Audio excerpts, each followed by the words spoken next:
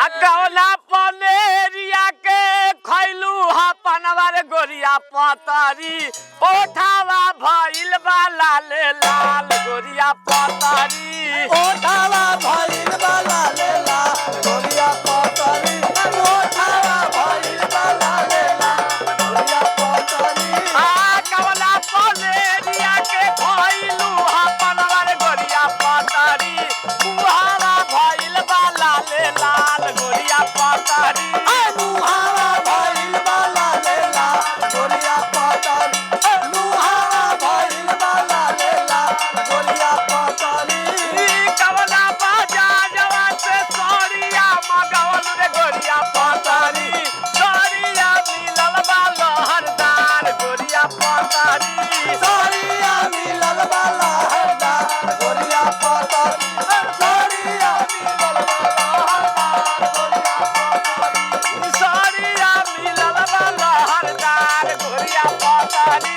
सोरिया मिलल बा लहरदार गोरिया पतरी सोरिया मिलल बा लहरदार गोरिया पतरी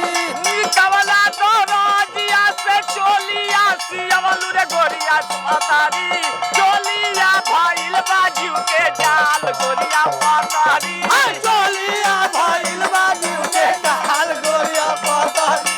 चोलिया भइल बा जीव के काल गोरिया पतरी चोलिया भइल बा जीव के काल गोरिया पतरी चोलिया भइल बा जीव के काल गोरिया पतरी चोलिया भइल बा जीव के काल गोरिया पतरी कवना सोना रवा से झूलनी गढ़वल रे गोरिया पतरी झूलनी भइल बा जाना मार गोरिया पतरी झूलाली भइल बा पजाना गोरिया पतरी झूलाली भइल बा जाना गोरिया पतरी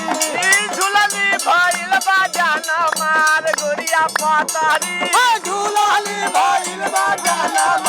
गोरिया पतरी झूलाली भइल बा जाना गोरिया पतरी